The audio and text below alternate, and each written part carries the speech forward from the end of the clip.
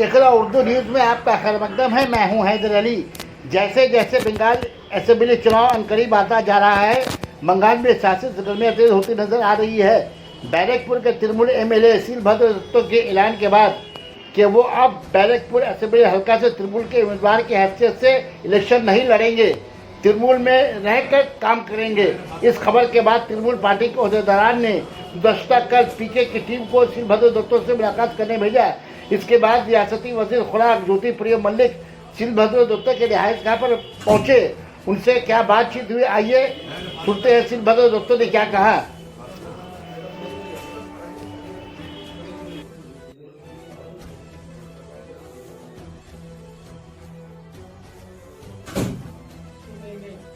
नहीं नहीं नहीं मेरी বাড়িতে নেই। হ্যাঁ হ্যাঁ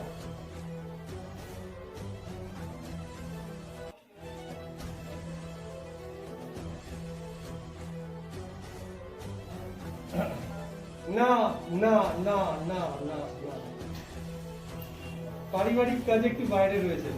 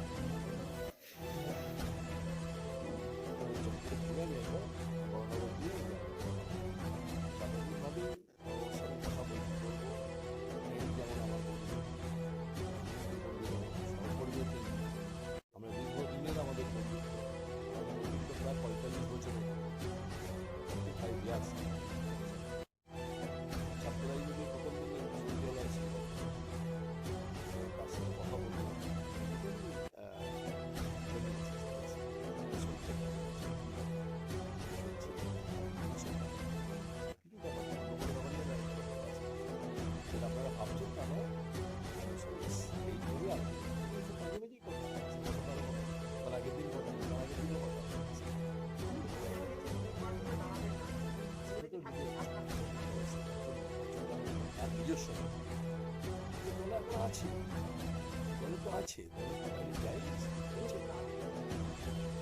দলের সাথে আমরা কথা বলছি, আমি তো কথা বলে যাচ্ছি, সেই কথা বলছি।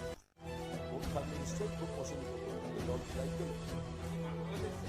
না বন্ধুত্ব বন্ধুত্বের সঙ্গে বললাম 45 বছর, অনেকের বয়স হয়নি 45।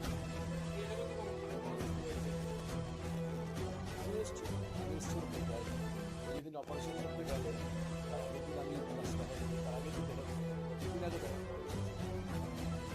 তারপরে ওকে ফোন করি, কোথায় আছিস, বললাম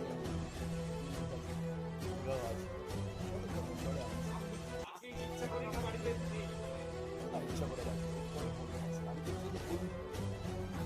আমি তো ফ্রেন্ডস, আমি তো রাজনৈতিক কলিগ হোক, পার্সোনাল ফ্রেন্ড হোক, দুই তো আমি বলবো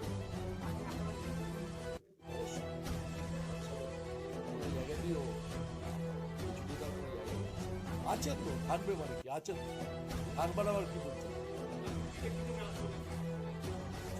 আমার সাথে কথা বলতে এসছে, আমাদের আমারটা বলবো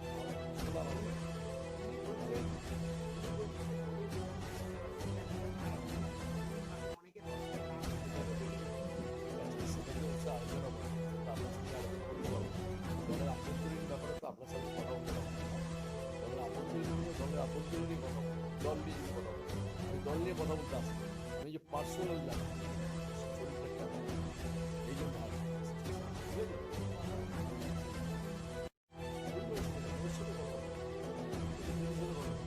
বললাম ঠিক আছে, বছর কথা হয়েছিল ফোনে কথা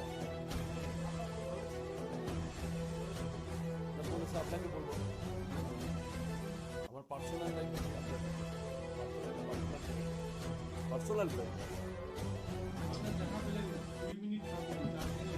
না, আমার বাড়িতে কেউ যদি আসে, তিনি যদি আমাকে টাইমটা বলেন, আমি এইটুকু কথা নিশ্চয়ই হয়তো, কিন্তু তিনি আমাকে বলে আসেন